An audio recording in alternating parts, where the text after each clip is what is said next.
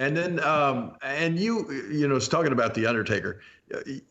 I don't know if there's anybody in the WWE, and Mark's a very likable guy and everything, but he doesn't, he's not really out there to be, that's he's. I don't know if he's not so open or whatever, but he's a hard guy to get close to. But I think you and Mark are as good of friends as anybody in the company, aren't you?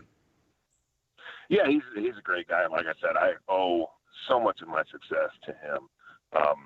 And I mean, that's from early on. He worked with me when I was in Smoky Mountain Wrestling and came down, and gosh, you might have even been on this show as well. But, Cornette would bring in big WWE names, and Mark came in, Shawn Michaels came in. I think it was Super Brawl here in Knoxville. And I worked with him there, and, he took a liking to me right off the bat. And I think he also saw someone that he could, work with right throughout, going forward. But just helped me out tremendously as far as navigating the waters of the locker room and all that sort of stuff. So yeah, he just actually, just came down, helped me out with my campaign, which was tremendous for him to do. And he doesn't normally do stuff like that.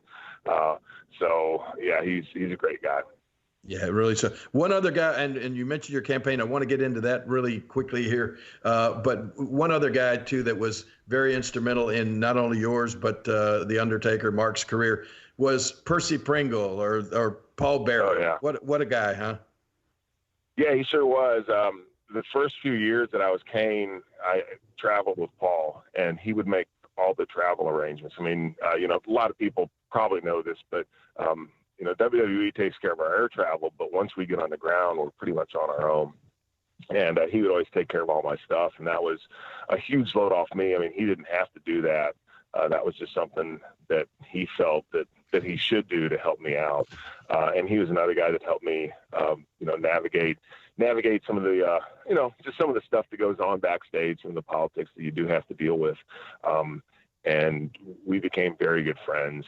And unfortunately, he passed away a few years ago.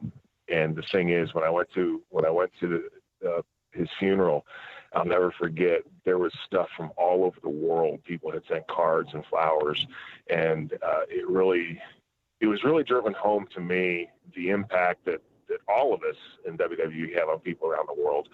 But even here's a guy from Mobile, Alabama, who had become an international superstar.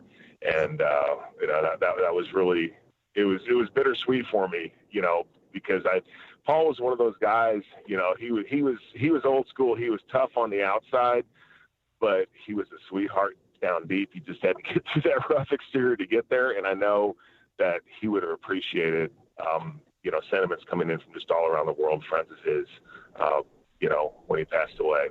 Yeah, absolutely. I was absolutely actually on the very last appearance. Paul and I made a personal appearance, literally like 2 or 3 weeks before he passed away, and I knew, when I saw him that night, that he did not look well. But you talk about the heart of the guy.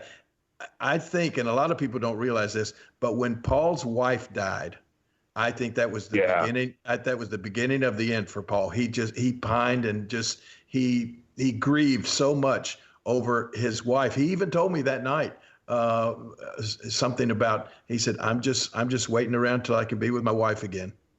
And I think he almost grieved himself to death. I would agree with that. The thing is, in our business, we're away from our family so much, and hopefully it's so that at some point we can spend a lot more time with our families. And then you get a bad hand like Paul was dealt with Diane, and that can just be crushing. And as you said, they were very close, and he indicated the same thing to me. He was really hurt when she passed away. Yeah, it was sad.